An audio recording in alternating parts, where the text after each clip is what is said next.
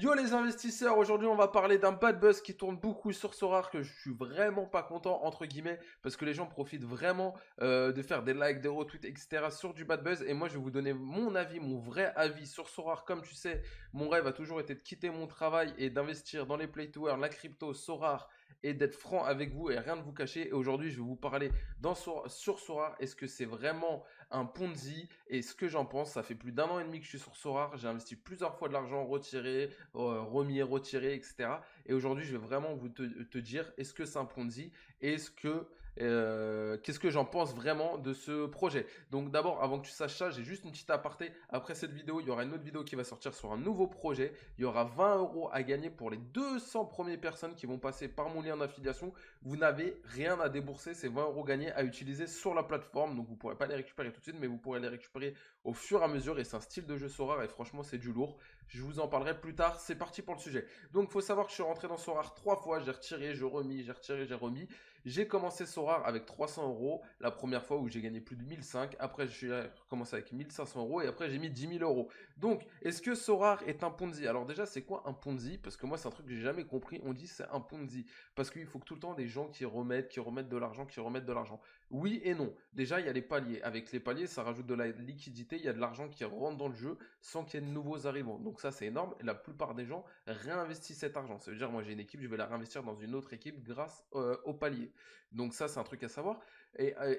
Donc, pour ce qui est du Ponzi, comme je dis tout le temps, genre quand vous allez dans deux restaurants, il y en a un qui est vide, il y a zéro personne, et il y en a un qui est blindé, il y a 20 personnes devant, bah la plupart du temps, vous allez aller dans celui qui est blindé, parce que tout simplement, vous avez confiance, ça veut dire qu'il y a du monde, c'est que c'est bon. Eh ben, c'est pareil pour moi dans les play to earn, dans la crypto. Bah oui, plus il y a de monde, plus ça marche, plus ça donne envie, parce qu'on sait qu'il y a une notoriété et qu'il y a quelque chose derrière. Donc pour moi, je n'ai jamais compris ce système vraiment de Ponzi.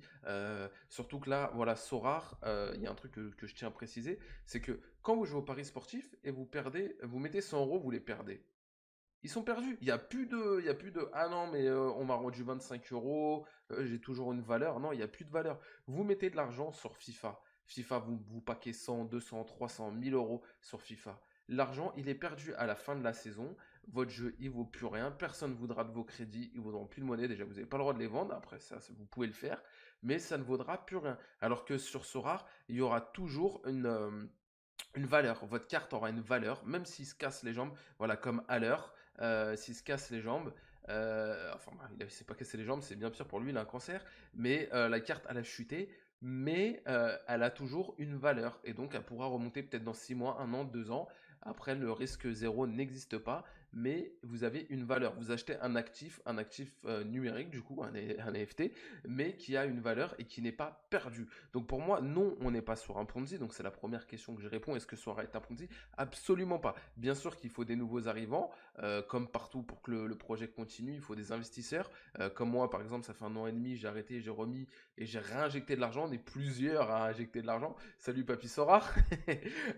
On est plusieurs à réinjecter de l'argent. Ensuite, je vais répondre là, c'est la partie où je suis vraiment pas d'accord du côté que ce n'est pas un Ponzi du tout. Ensuite, on a une chose qu'il faut savoir, c'est qu'il y a des vrais investisseurs. Les investisseurs ne se cachent pas. Il y a Nicolas, il y en a d'autres. Il y a des grands joueurs de foot. Ça veut dire qu'on n'est pas sur un projet lambda, d'un play to earn, d'un click to earn éclaté. On ne sait pas ce qu'il y a derrière. Là, il y a vraiment quelque chose derrière. Là où, donc ça, c'est vraiment quelque chose en quoi qui nous donne confiance. On a des partenariats avec la Bundesliga, etc. 2025, 2027, j'en sais rien, mais il y a des gros partenariats.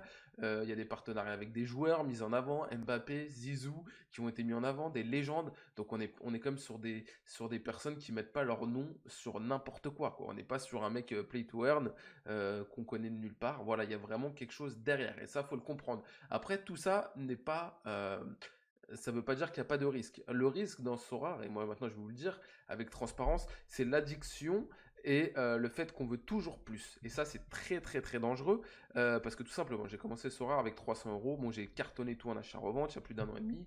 Ok, j'ai arrêté pour raison personnelle. Je me suis remis avec 2000 euros. C'était une somme que je pouvais perdre. Donc ça allait jusqu'à présent. J'ai arrêté, j'ai refait un peu de bénéfices, mais pas trop.